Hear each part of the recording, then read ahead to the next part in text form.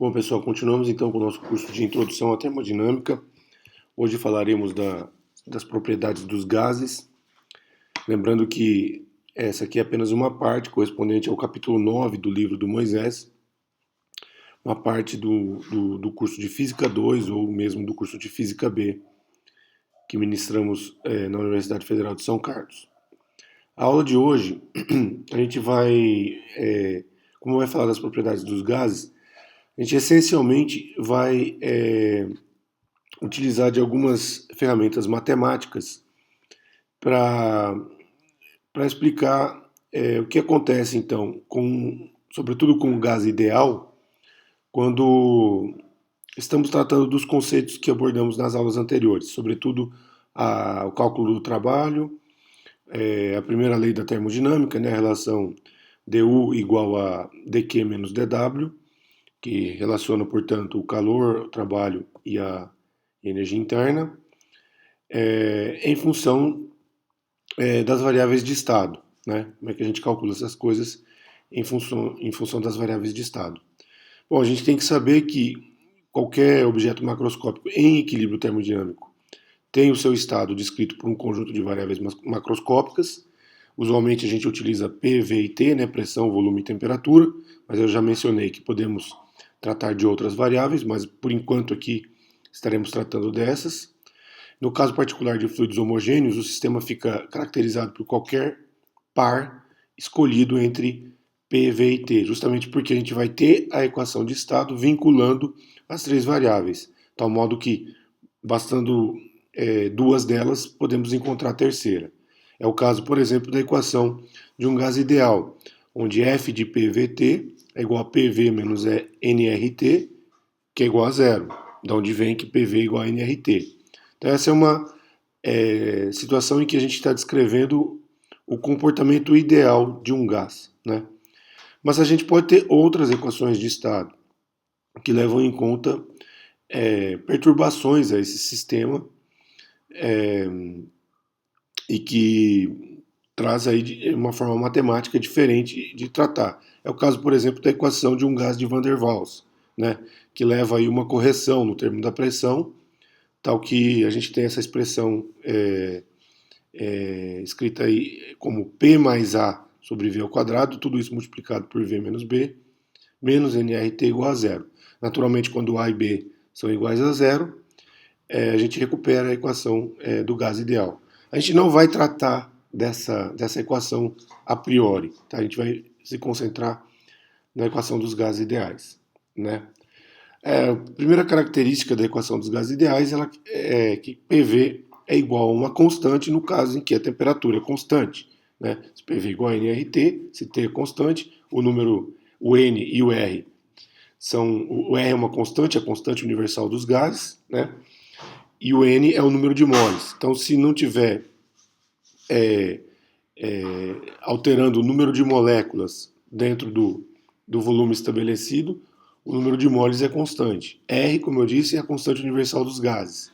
Então, na ocasião em que a temperatura é constante, PV também é uma constante. Nesse caso, a gente tem, por exemplo, no diagrama PV, essas características. Né? O trabalho a gente vai calcular mais adiante, né? Nessa situação a gente já fez um exercício na aula passada, a gente calcula o trabalho, ele vai ter essa característica, depende só do volume final, do volume inicial, porque os demais elementos ali no resultado são constantes. Né? A variação da energia interna é igual a zero, e a gente vai verificar isso também, né? E, portanto, o calor transferido é igual ao trabalho realizado. Né? Mas a gente vai calcular isso daí. Então, esse é um dos objetivos dessa aula, chegar nessa expressão. Mas a gente vai ver outras variações, outras situações em que a gente aplicando essa função de estado, essa equação dos gases ideais, a gente obtém determinado resultado. Tá? Bom, a gente começa com a chamada lei de Boyle, né? que diz o seguinte, que o volume de uma dada quantidade de gás a temperatura constante varia inversamente com a pressão. Então, quer dizer, como que historicamente se chegou àquela expressão para a função de estado? Né? Aquilo não advém, por enquanto, enquanto a gente não estiver tratando de teoria cinética dos gases, não advém de um desenvolvimento teórico. Então, foram realizadas experiências e notou-se que a lei de Boyle, por isso que é uma lei, como eu disse, as leis são decorrentes de constatações da natureza, né? A natureza é assim, então a gente propõe uma lei, de tal modo que se generalize um determinado comportamento, né? O volume de uma dada quantidade de gás, a temperatura constante varia inversamente com a pressão. Isso quer dizer então que P vezes V seria uma constante, né? Você aumenta a pressão do gás, diminui o volume. Você aumenta o volume, diminui a pressão, como é ilustrada, né, nessa figurinha aí, né?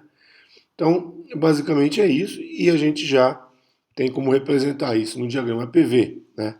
Isso aí é basicamente a curva de uma hipérbole, que tem a representação aí para diferentes valores de constantes, ou seja, para diferentes temperaturas, no caso, né? A curva em azul é para uma temperatura constante T1, a curva em vermelho é para uma temperatura constante T2, né? Temos também, historicamente, a chamada Lei de Charles, basicamente, que corresponde àquilo que a gente estudou na aula 7, né, na introdução, o conceito de temperatura, onde a gente estudou dilatação térmica, mais especificamente a dilatação volumétrica, né? Logicamente lá a gente estava falando de substâncias sólidas e tudo mais, né, de materiais como aqueles compostos de cobre ou algum metal ou isopor ou enfim. Aqui a gente está falando de um líquido. No caso então de um líquido, a relação para dilatação térmica com o coeficiente de dilatação térmica beta vai ser muito específica. Ela vai ser tal que beta é identificado por esse valor de 1 dividido por 273,15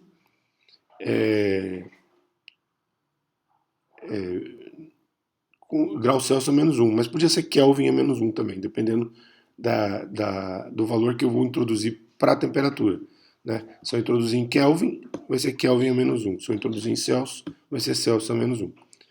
Justamente porque a gente está falando de variações de temperatura. Tá? Esse θ aí corresponde a uma variação de temperatura. Ok?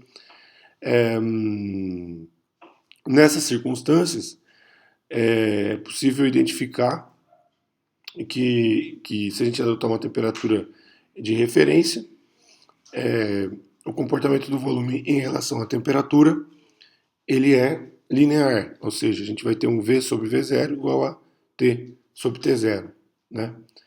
Então, basicamente, se a gente traçar agora um diagrama TV e não um diagrama PV, a gente tem um comportamento linear da temperatura em relação ao volume, né? É basicamente um comportamento semelhante àquele identificado pelo Guillaume da Monton naquela experiência que identificou o zero absoluto, né? A pressão constante, o volume de um gás é diretamente proporcional à temperatura absoluta. Lembrando que lá ele não fez a experiência com gases necessariamente, ele também estava utilizando. Ah, não, ele fez com gases, foram com gases diferentes, exatamente. Então, quer dizer, um comportamento também que historicamente já se conhecia, né? Então, a gente pode resumir basicamente essas propriedades, notando que, a exemplo da definição da escala de temperatura nos termômetros de gás a volume constante, a gente tem esse comportamento, né, de P sobre P0 igual a T sobre T0, né? A gente sempre faz essa medida com a pressão tendendo a zero, ou seja, com o sistema se aproximando do vácuo, né? Então é um gás com muito pouco número de moles, né? E da mesma forma a relação pela lei de Charles, novamente com a pressão tendendo a zero, né? De V sobre V0 vai levar a T sobre T0, né? Com essas duas informações, a gente acaba propondo a lei de Avogadro, né? que é a de que P vezes V dividido por T é igual a uma constante. Então, modo então que a gente sempre vai ter PV sobre T igual a P0 V0 sobre T0, que é igual a P1 V1 sobre T1. Enfim, diferentes configurações para P, V e T vão sempre obedecer para um gás ideal essa relação. Se não for um gás ideal, não obedece essa relação. Tá? Para um gás ideal, eu tenho esse vínculo entre P, V e T. Né? Que no final, essa constante é N vezes R. Né? É um número de moles multiplicado pela constante universal dos gases, que é uma constante obtida empiricamente, como a gente mostra aqui. Né? Se a gente tiver na análise dessa relação, né? Se a gente tiver uma situação, por exemplo, de pressão igual a 1 atmosfera, temperatura igual a 273,15 Kelvin ou 0 graus Celsius, um volume de 22,4 litros, né? A gente e por que o volume de 22,4 litros? Porque isso corresponderia a 1 mol, né? Que é 6,02 vezes 10 a 23 moléculas ou átomos do gás em questão, né? Fazendo a conta, a gente obtém esse produto P0 V0 sobre T0 igual a 1 mol vezes R. E obtém o valor de R como sendo 8,314 joule por mol Kelvin ou 1,986 calorias por mol Kelvin, que é a constante universal dos gases. Então esse R vai ser sempre, vai obedecer sempre esse valor ou em joules por mol Kelvin ou em calorias por mol Kelvin. Né? Então temos que tomar cuidado sempre com a unidade que a gente está utilizando também. Isso é muito importante. Ok? Bom, dito isso, a lei de Avogadro se converte na lei dos gases ideais, né? Tal que PV igual a nRT. Isso na representação dos diagramas pode aparecer no diagrama PV, como a gente já trabalhou, mas também pode aparecer no diagrama PT, como também no diagrama VT, né? Ou também no diagrama tridimensional, como um PV e T em 3 dimensões. Então os perfis são esses, desses diagramas, né? Lembrando sempre que a relação entre pressão e volume ela é inversamente linear, né? Então P é proporcional a 1 sobre V, tal que P vezes V seria proporcional a uma constante, no caso a temperatura constante, e tanto um quanto o outro, P em relação a T ou V em relação a T, são lineares um em relação ao outro, né?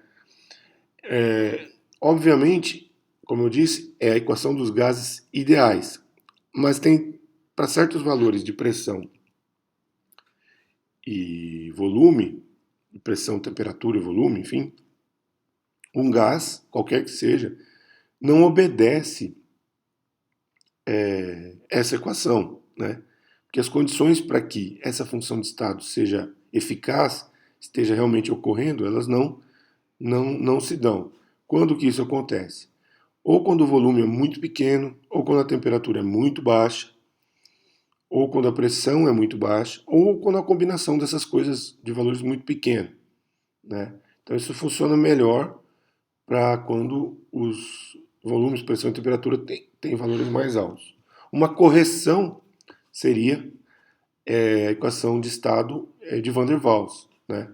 Nessa ocasião, a gente tem uma correção então para o termo de pressão, para o termo de volume, né? Mas é uma correção semi-empírica. Né? Quer dizer, o A e o B aí são obtidos, como a gente diz, fenomenologicamente. Você não tem uma explicação completamente robusta do ponto de vista teórico para explicar essa expressão. Tem explicações, mas ainda assim são dependentes da fenomenologia, ou seja, do confronto com o experimento. Né? Aqui a gente mostra então uma situação desse comportamento, onde, por exemplo, nessa região aí de baixa pressão, a gente tem o processo de mudança de estado físico, né? Que vai do gás para o estado líquido. E nessa situação, portanto, obviamente a equação do gás ideal não funciona, né? Bem, essas são as preliminares importantes para a gente começar agora a fazer os exercícios. Como eu disse, esse curso, como eu venho dizendo, né, esse curso tem um enfoque na organização do pensamento matemático. É um curso introdutório, né? É um curso no primeiro ano ou no segundo ano de graduação, então onde vocês estão aprendendo a trabalhar com as ferramentas do cálculo. E é importante, então, utilizar essas ferramentas que vocês aprenderam nos cursos de cálculo para matematizar os problemas. No caso aqui, os problemas de termodinâmica, mas a ideia é que vocês comecem a desenvolver essas habilidades, né? Então a gente vai começar a resolver alguns exemplos em que a equação dos gases ideais é relevante e em que os processos que a gente discutiu na aula 8, na aula anterior a essa, são relevantes, sobretudo a primeira lei da termodinâmica. Então, como eu disse, uma das propostas era calcular o trabalho num processo isotérmico, ou seja, numa expansão isotérmica, agora sabendo que é de um gás ideal.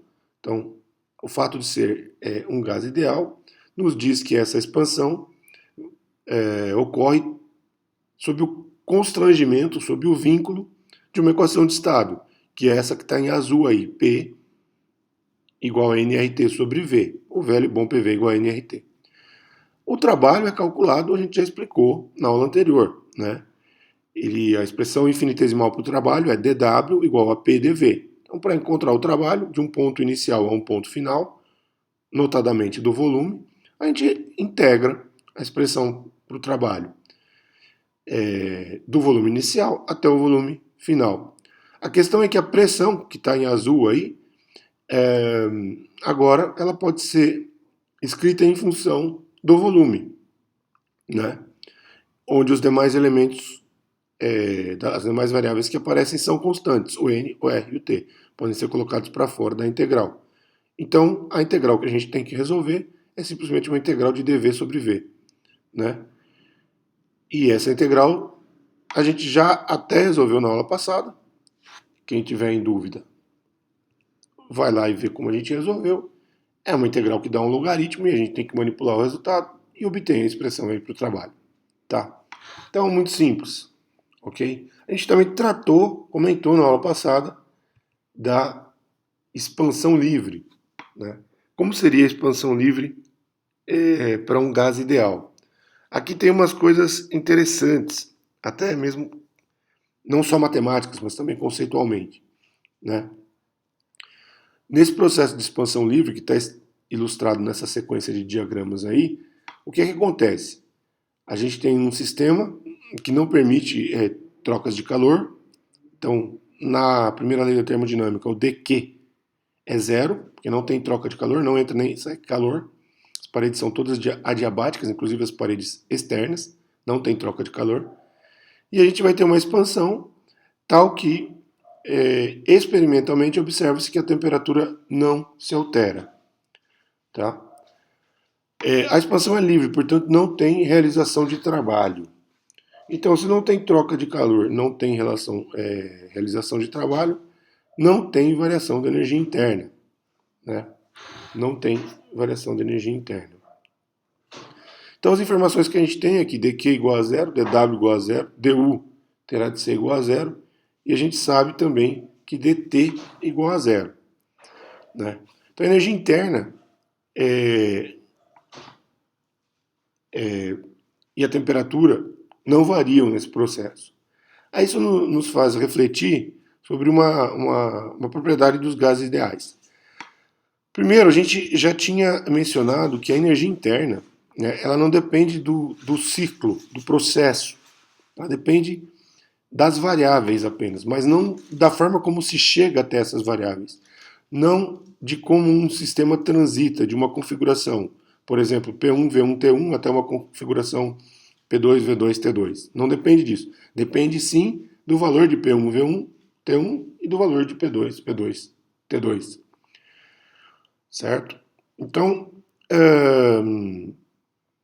conhecendo os pontos P, V e T num diagrama de fases, a gente conhece o valor da energia interna. Naturalmente, a gente só precisa de dois desses pontos quando a gente tem uma equação de estado, do tipo aqui PV igual a nRT, né? a gente precisa apenas de duas dessas três variáveis, né? Então a gente pode ter ou U de PV, ou U de PT, ou U de TV, né? E vamos considerar U de TV para fazer a nossa análise, ok? Ou seja, lançamos mão então de uma ferramenta matemática muito simples, que é a definição de diferencial de uma função de duas variáveis em função dessas duas variáveis, né?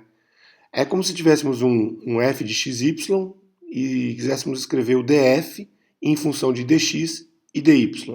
Aqui temos um u de tv e queremos escrever o du em função de dt e dv. Isso é independente de propriedade física, qualquer coisa. É uma mera expressão matemática no cálculo de duas variáveis, né? Então, escrevemos du igual a derivada parcial de u em relação a v,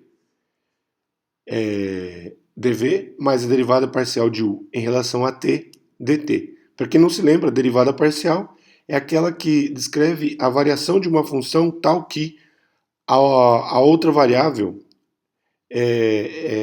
assume-se como sendo constante, né? Ou seja, nós estamos variando u, na primeira derivada parcial estamos variando u em relação a v, esquecendo de t, como se ele fosse uma constante. E na segunda estamos variando u em relação a t, esquecendo de v, como se ele fosse uma constante. Tá? Então essa é a indicação, o significado de uma derivada parcial. Quando temos, então, por isso é parcial, né? Estamos variando a função parcialmente em relação a uma variável, dentre as quais todas as variáveis provocam uma variação dessa função, né? Então, nesse caso, na expansão livre, né, a gente sabe que a temperatura não muda, né? E a energia interna não muda. Eu marquei aqui, né? Elas são nulas. Elas são nulas. Entretanto, é uma expansão, então o volume varia. Então o dV ali não é zero. Mas, veja então, para que essa expressão, que é matemática, que está na primeira linha ali, zero igual a du dv mais du dt, que é zero também, para que ela seja satisfeita, eu tenho que se o lado esquerdo é zero e a última componente, o último termo é zero, eu tenho que o termo do meio tem que ser zero também. Mas não é por causa do dv, porque o dv mudou, teve uma expansão. Então a gente tem que del v, a temperatura constante, é zero. Então del U não varia com o volume, no caso do gás ideal. Então no processo de expansão livre, a gente sabe que U só depende da temperatura. Ah, professor, mas então eu posso generalizar isso para qualquer processo ou é só para o processo de expansão livre? O que é que vocês acham que é a resposta? Pode generalizar? Sim, pode generalizar. Ah, mas professor, então você está roubando aí no conceito, não pode. Pode generalizar, porque o professor está falando. Não, não é porque o professor está falando.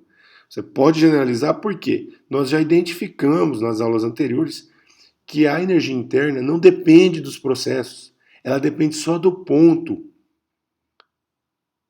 no espaço de fase, né? No espaço no diagrama de fase, desculpa. Ela só depende do ponto P, V e T. Então, a gente demonstrou que U igual a U de T num processo, utilizando como referência um processo de expansão livre. Mas U igual a U de T em qualquer processo, porque U não depende dos processos. A gente utilizou um processo aqui para verificar, mas ela não depende dos processos, ela depende só dos pontos no espaço de fase. Então, se a gente pode escrever U apenas como U de T, em qualquer ponto em que eu tiver apenas a temperatura, conhecer a temperatura, eu consigo identificar U. E isso vai ganhar essa demonstração, que é um pouco de um mecanismo de lógica que eu estou utilizando aqui, né? Quer dizer, eu parti. Veja, vamos recuperar o raciocínio, porque isso aqui é muito importante conceitualmente. A gente partiu de U de PVT. Aí a gente impôs um vínculo entre P e VT. Aí ficamos só com U ou de PV, ou de PT, ou de TV. Podemos escolher qualquer um deles. Aí escolhemos um processo e verificamos que nesse processo o U só depende de T. Mas a gente já sabe que U não depende dos trajetos, ou seja, dos processos. Não depende se é expansão livre, se é expansão isotérmica, se é expansão isobárica, se é um processo adiabático, que a gente ainda vai estudar, né? Depende só dos pontos. E a gente verificou que só depende do ponto T, não precisa do ponto V e P, né? Então a gente apenas utilizou a expansão livre para formalizar isso dentro da estrutura matemática que a gente introduziu, mas é fato que U não depende dos trajetos. Então ela só vai depender da variável temperatura. Então U igual a U de T. E a gente vai verificar isso de forma ainda mais rigorosa quando estivermos estudando a teoria cinética dos gases, que corresponde à aula 11, tá bem? Então, com essa informação, agora a gente pode estudar com mais detalhes os processos termodinâmicos. Isso vai ser, então essa informação vai ser muito importante. A gente pode, por exemplo, voltar a discutir a expressão para o calor, né? Que a gente já introduziu quando estava estudando a primeira lei da termodinâmica. A gente lembra que o calor é a variação do calor, dQ, igual a capacidade térmica, vezes a variação da temperatura, dt. Lembrando que aqui agora a gente está falando da capacidade térmica molar. Seria a capacidade térmica pelo número de moles, mas a gente abrevia a notação apenas com a variável C, também. A gente tem um processo, dois processos bem caracterizados. Um com a capacidade térmica a pressão constante e o outro com a capacidade térmica a volume constante, né? Então são duas expressões para transferência de calor em processos termodinâmicos, caracterizadas por duas capacidades térmicas que são diferentes. E elas vão estar relacionadas, vocês vão ver mais adiante, tá? Mas sempre que eu tiver, então, num processo a volume constante, eu posso descrever a transferência de calor por dQ CV dt, e sempre que eu tiver um processo com a pressão constante, eu posso descrever a transferência de calor por dQ igual a CP dt. Ah, mas e se não for a pressão constante ou se não for a volume constante? Aí eu não consigo ter uma expressão analítica para essa troca de calor. Entretanto, eu posso sempre reorganizar o diagrama baseado no fato de que a energia interna não vai depender dos processos. Então a gente sempre vai poder reorganizar o diagrama de tal modo a descrever a transferência de calor de forma correta e analítica. E há situações também que não tem troca de calor, são os processos adiabáticos. Também é fácil de constatar qual é o valor da transferência de calor. Tá bem? Como eu disse, no caso em que eu tenho um número de moles, como é uma capacidade térmica molar, para um determinado número de moles N, né, eu vou ter essa expressão dQ igual a N CdT, né, sempre que eu quiser tratar de mais de um mol da substância em questão. Né. Então, com isso, a gente tem os elementos necessários para descrever a troca de calor, tanto em processo isocórico, volume constante, como processo isobárico, pressão constante. Né?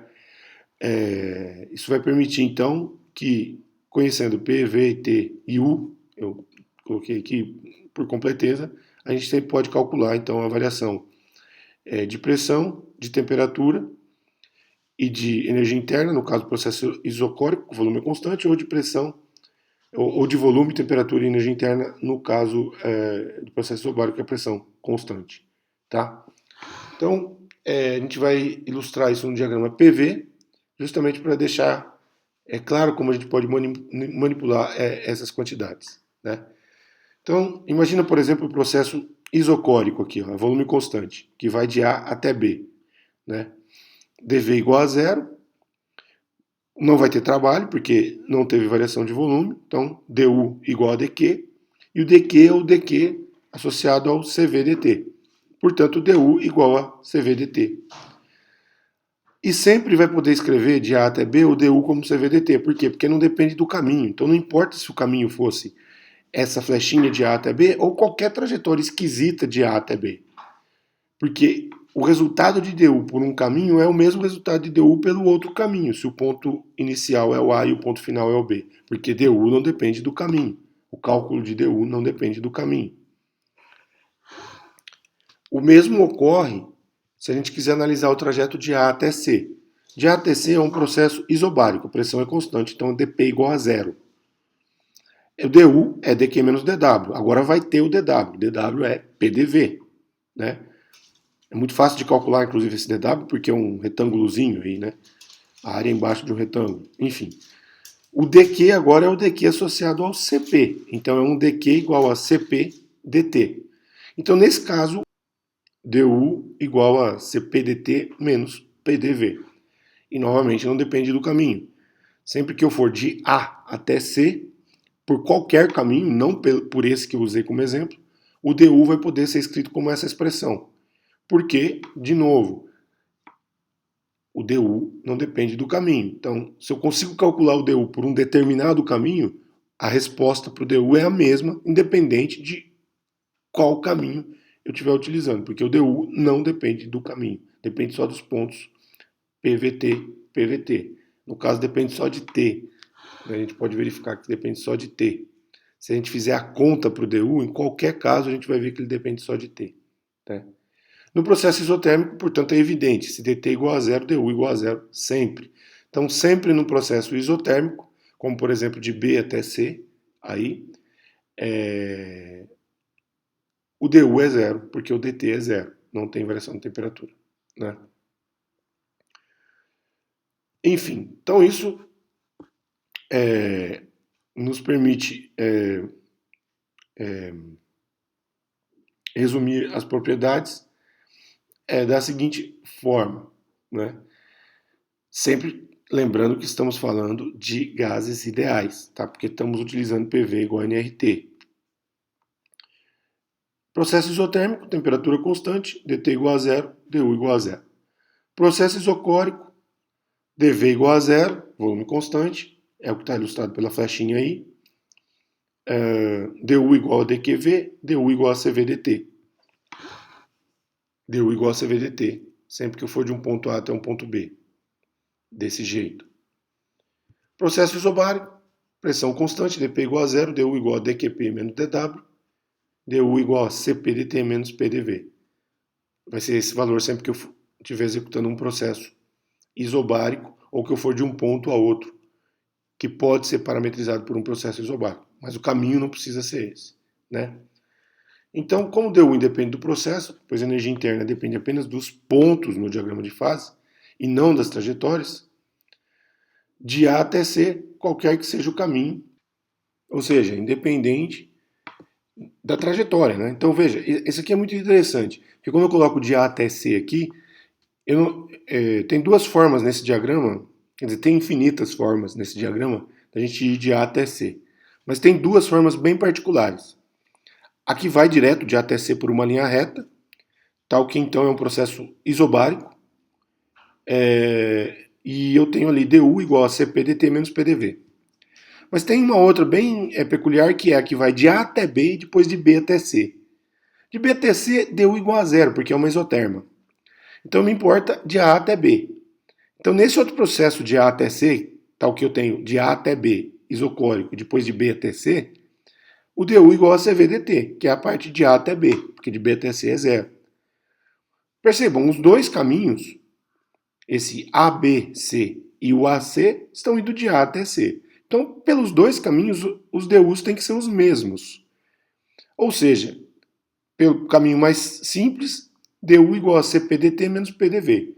Por aquele que passa pela isocórica e depois pela isoterma, DU igual a CVDT. Mas os dois têm que ser iguais.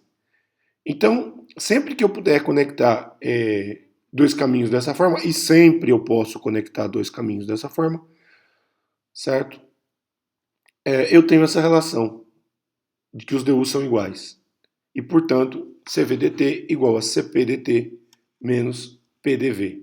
E essa relação é muito importante. Aqui eu estou utilizando N igual a 1, tá? Estou utilizando N igual a 1, ok? Para simplificar, ou eu posso dizer que os Cs estão sendo absorvidos pelos Ns. Desculpa, os Ns estão sendo absorvidos pelos Cs, tá certo? Mas vamos lá. Vamos lançar mão do gás ideal, né? Para N igual a 1, PV igual a RT. Nesse caso, eu faço a expansão diferencial de PV, né? É a regra do produto, derivada de PV igual a derivada de P vezes V mais derivada de V vezes P. Então, eu fico com PDV mais VDP. E o lado direito, RT, o R é constante, então eu fico com RDT. Então,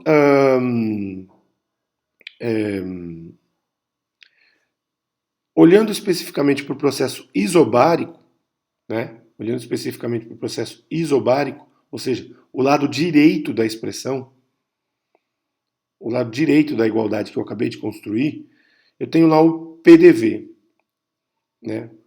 Num processo isobárico. Olhando para a expressão do gás ideal, eu vejo então que PDV mais VDP é igual a RDT.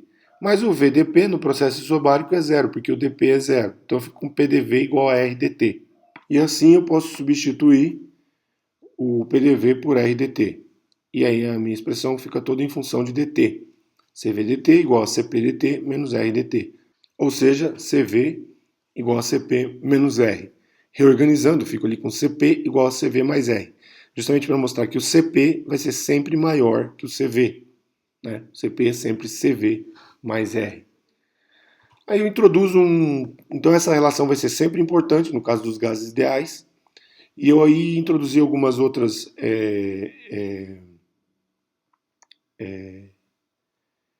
relações em função dessa relação para introduzir a variável gama, que é um coeficiente CP dividido por CV, né? E que vai aparecer então, sobretudo quando a gente estiver discutindo processos adiabáticos e expansão adiabática, que a gente vai ver daqui a pouco, né? Bom, então essa expressão vai ser muito importante, CP igual a CV mais R, nas próximas aplicações. Tá? Apenas recapitulando, a gente tem então, no caso, a gente pode escrever du dt igual a CV. Tem situações em que o CV pode depender da temperatura, né? Nesses casos, ele foge um pouco da, da simplicidade do que a gente apresentou até agora, né?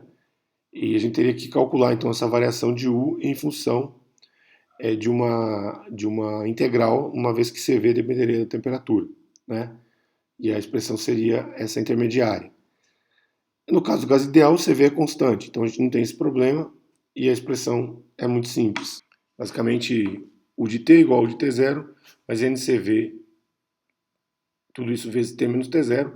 O T0, o NCV T0 é absorvido pela definição do U, que é uma constante, então depende de como a gente introduz esse valor, então não é relevante nesse caso. Tá? Bom, sendo uma constante, então a gente consegue observar esse valor, medir esse valor constante para diferentes gases. E a gente observa um comportamento muito curioso, é que conforme as características dos gases, né, esse valor de CV ele segue aproximadamente um padrão, né, que pode ser escrito como um múltiplo racional ou às vezes inteiro de R, né? E esse padrão, né, suscita uma questão: por que esse padrão? Né? A gente vai responder isso lá na teoria cinética dos gases. Mas, já adiantando a resposta, vocês podem notar que os dois primeiros gases ali são gases nobres, né? Então não são, eles são compostos, as moléculas são compostas por um único átomo. Já são monoatômicas, né? Já os dois outros, o nitrogênio e o oxigênio, são gases diatômicos, né? Então, são compostos por dois átomos, as moléculas, e os demais são poliatômicos, né? Tem um pentatômico e um triatômico ali. Tem o mesmo comportamento. Quer dizer, será que isso aí dá um indicativo do que está acontecendo? Por que esse padrão? Sim, a resposta é sim. Veremos mais adiante. Mas para concluir esse capítulo funcional, né? Eu considero esse capítulo um capítulo funcional porque ele introduz mais ferramentas e, de acordo com o vínculo da equação, com a equação de vínculo, né? PV igual a nRT. Para concluir, vamos analisar agora os processos adiabáticos, né? Que a gente não estudou ainda de forma mais aprofundada. Então, aqui a gente tem um diagrama PV, a gente exemplifica duas trajetórias, uma isocórica de A até B e uma isotérmica de B até C, né? E a gente quer estudar um processo adiabático, que é aquele que não tem troca de calor, né? dQ igual a zero, portanto dU vai ser igual a zero menos PDV. Esse processo ele é descrito por uma adiabata, que é essa curva em vermelho, né? E o fato aqui é que num diagrama PV, esse processo, que corresponde então a uma trajetória de A até C, vai sempre poder ser discutido também por meio de uma trajetória de A até B e de B até C, dentro daquela ideia de preservar o valor da energia interna, né?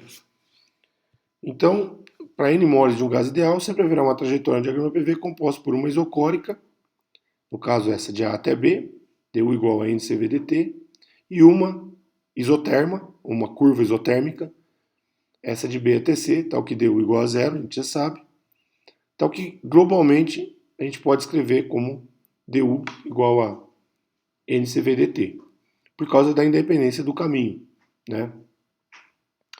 Então, nesse processo adiabático, a gente pode usar que dU igual a NCV/dt, né? E portanto, a gente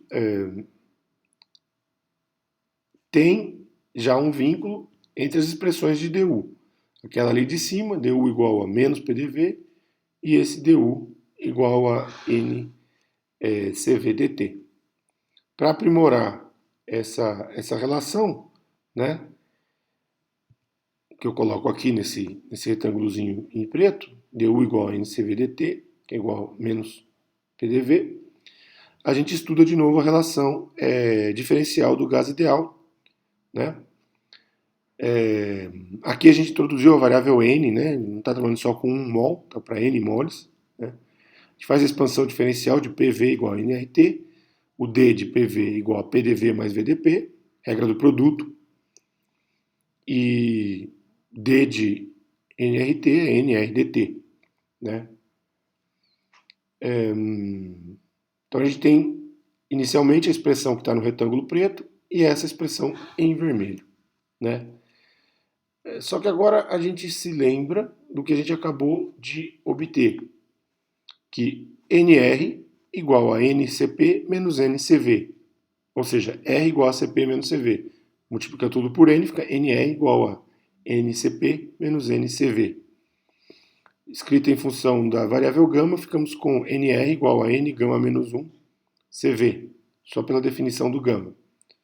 A gente volta para a expressão do NR, na PDV mais VDP igual a NRDT, e substitui o NR por gama menos 1 NCVDT. Ok? A gente recorda que dU igual a NCVDT, que é igual a menos PDV, certo? E a gente substitui, então, o NCV nessa expressão, que está em azul, né? Então, o termo que está em azul a gente substitui na equação para o dU.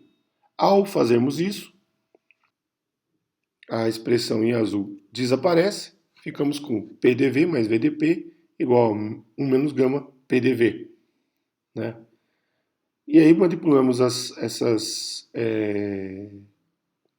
variáveis de tal modo a obter essa última expressão dp sobre p igual a menos gama dv sobre v, que é muito elegante na medida em que a gente pode integrar dos dois lados sem uma coisa afetar a outra. Então podemos integrar em dp de um lado, integrar em dv do outro lado e obter uma relação entre p e v específica para esse processo adiabático, ou seja, específica para aquela curva vermelha do diagrama, né? Fazendo isso, a gente faz a integral, vai dar um ln de p de um lado, vai dar um ln de v do outro. A gente fez a integral indefinida, sem colocar as fronteiras ali, introduziu uma constante aleatória, a, certo?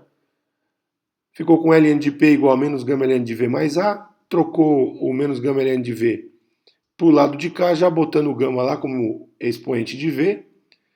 Regra do produto, regra da soma do produto para né, dos logaritmos, ou seja, a soma dos logaritmos é igual ao logaritmo do produto. Ficamos com ln de p, v elevado a gama igual a a. E tomamos o exponencial dos dois lados. E o a é qualquer, então uma constante. Temos lá então que pv elevado a gama é uma constante, ou seja, essa é a relação entre p e v para um gás adiabático, né? Ou seja, PV elevado a gama igual a uma constante. Para diferentes pontos dos diagramas PVs, eu tenho lá PV elevado a gama é igual a P0, V0 elevado a gama, que é igual a P1, V1 elevado a gama, sempre que tiver naquela curva vermelha, sempre que tiver numa expansão adiabática, uma trajetória adiabática, né? E se quisermos obter a relação não entre P e V, mas entre P e T ou entre V e T, basta, na relação de P e V, utilizar o gás ideal, né? Substituo ali, escolho uma delas, ou P ou V, troco, manipulo e tiro as relações entre T e V ou entre T e P, né? Isso fica como exercício para vocês, ok? Então é sempre possível para uma trajetória adiabática obter essas relações, né? Bom, o que mais é possível fazer? Como eu tento ilustrar aí, calcular o trabalho, né? Calcular o trabalho. Então,